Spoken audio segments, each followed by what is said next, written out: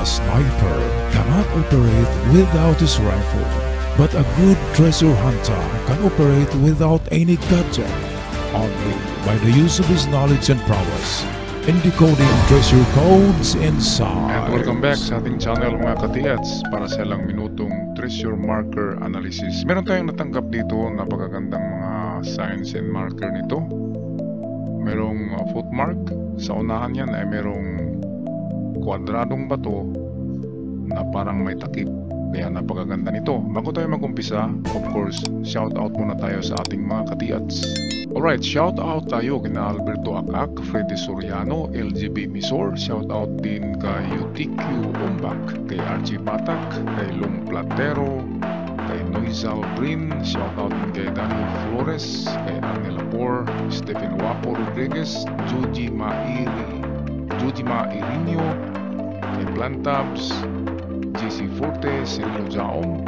Shout out kay Robert Cabunilas, kay Bonifacio Ariula, Jumar Francia, kay Joselito Kahade, kay Nicanor Angel, and lastly shout out tayo kay Tito Abing, Tito Asas, Angelito Capistrano, Glenn Mario, at kay Elvis Gumadlas. At sa mga hindi nabanggit ng mga pangalan, shout out sa lahat tayo na ngayon patuloy sa ating analysis.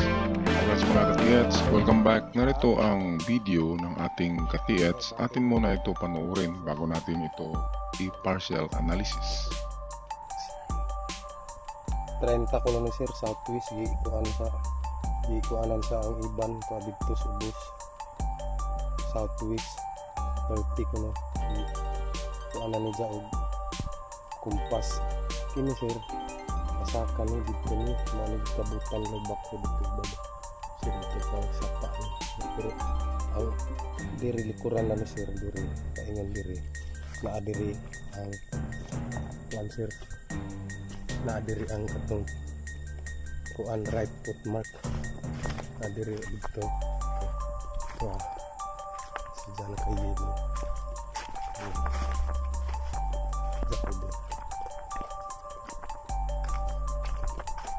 kuan ni pin ang bid ako anda ni kuan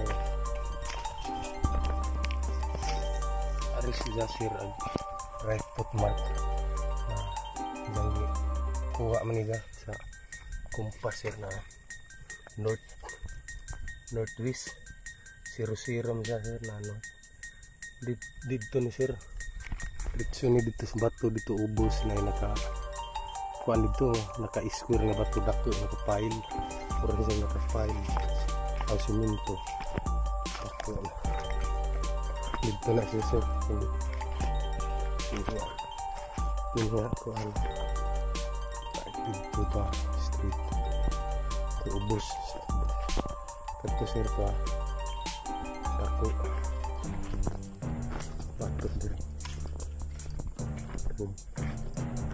ubos yun udah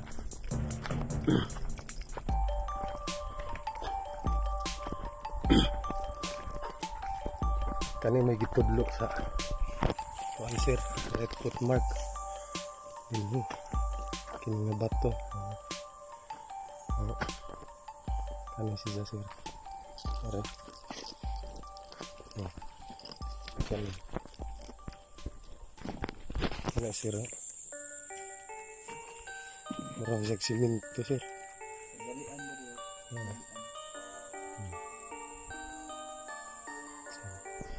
igang na dito sir to sapa ni dito na may tubig na apa diri sa ubos maglibot dan dari nga mau nilikod na sir na kanilikuran sa bato gikan dito sa right footmark mao ni gitudlo diri agi baba sa right footmark dito sa taas mao tong bangag diri man nagtudlo ang right footmark na kana ang bato sir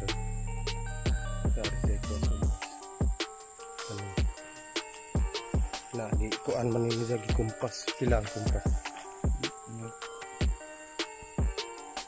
northwest Dire sa Kazali, northwest Kajali na ga sir, kajalian. Dito sa kuan South sarado.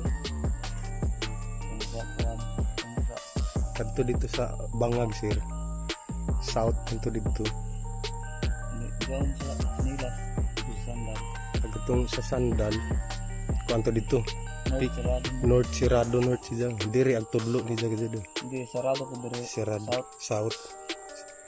Sarado ni siya sir 00 South. Dito sa 00 North. Ito adito ang katong Bangag, tunga nas tunga ang katong red footmark. Diri nagtudlo. Sa ika. Kuan lang yung mga bato sir.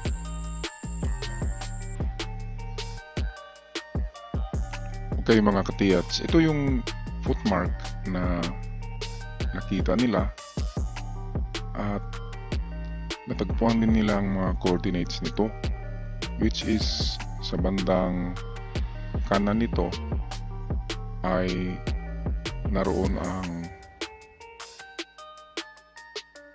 itong ito na marker, which means mayroong treasure on the spot.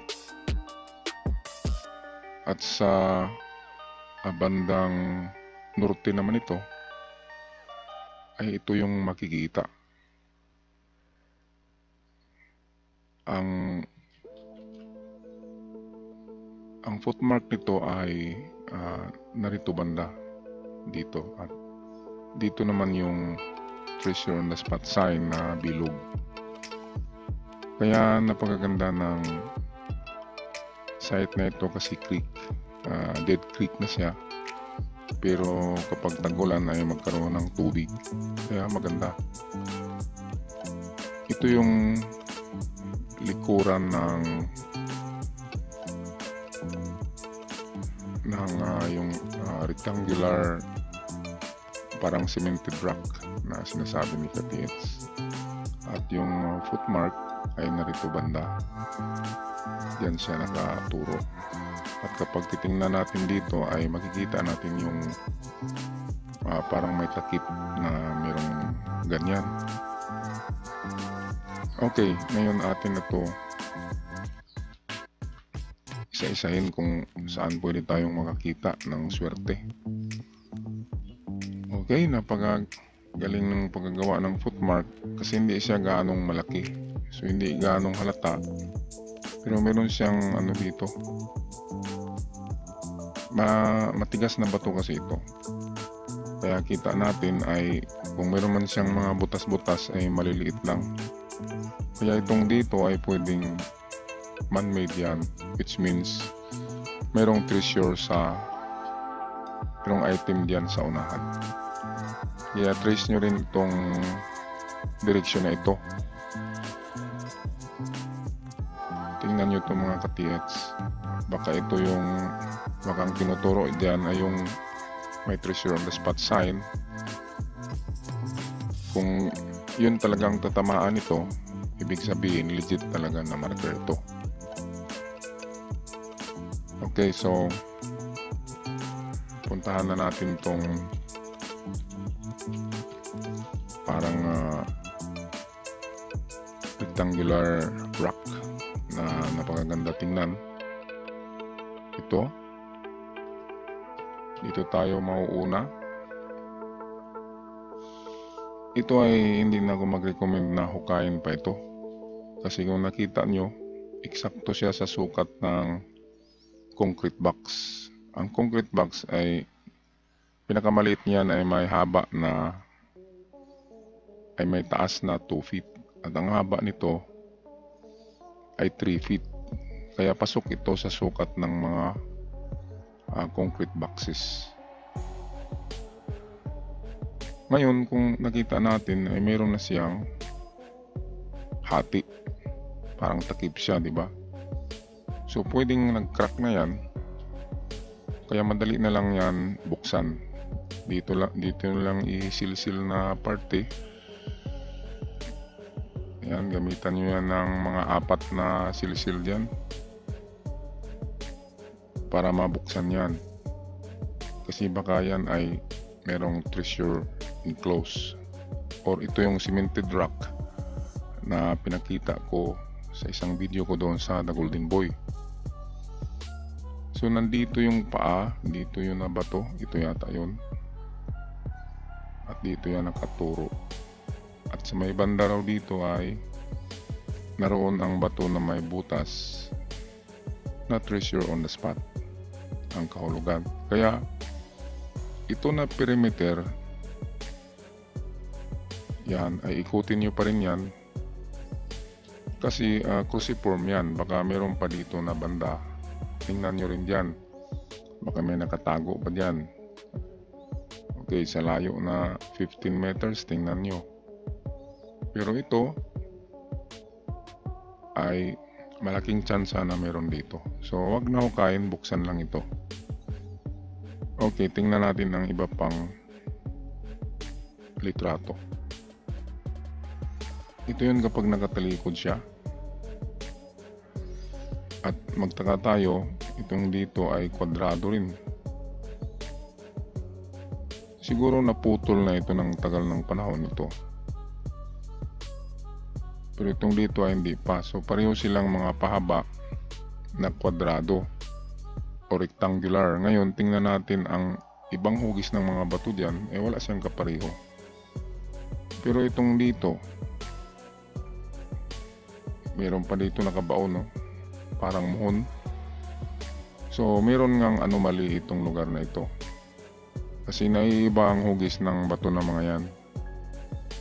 Baka yan ay cemented rock lamang, semento, ngunit kung tingnan ay parang bato. Kasi ang nature ng mga hugis ng bato sa lugar na ito ay ganito, mga pabilog. Ayan, mga pabilog yan. Wala kang makikitang ibang rectangular rocks. Kaya nga, kaduda-duda ang mga bato na ito. Okay, so balikan natin yung ito kung treasure on the spot sign. Ang kanyang hugis ay hindi perfect na bilog, siya ay paganyan. Okay, kaya tingnan nyo sa inyong kompas kung itong parang mga kanto, ito ay tatama ba yan sa direksyon ng kompas. Halimbawa, yan, isentro nyo yung butas na maliit. Halimbawa, tatama ba yan sa west, east, north and south. Kapag tatama, legit marker ang isang ito. Ito ay treasure on the spot, kaya ibig sabihin niya ay nasa palibot lang niya ang item or nasa gilid niya, basta't hindi lalayo kapag ganito. Pwedeng treasure under din yan. At tingnan nyo rin ang mga direksyon ng west, doon sa layo na 15 meters, ganun din sa east, sa north at south. Baka meron pang ibang marker maliban doon sa rectangular big rock at foot marker. Okay, so hanggang dito lang ako mga ka-TH. Maraming salamat sa inyong panonood at pagsubaybay sa ating channel. Ingat kayong lahat. Paalam!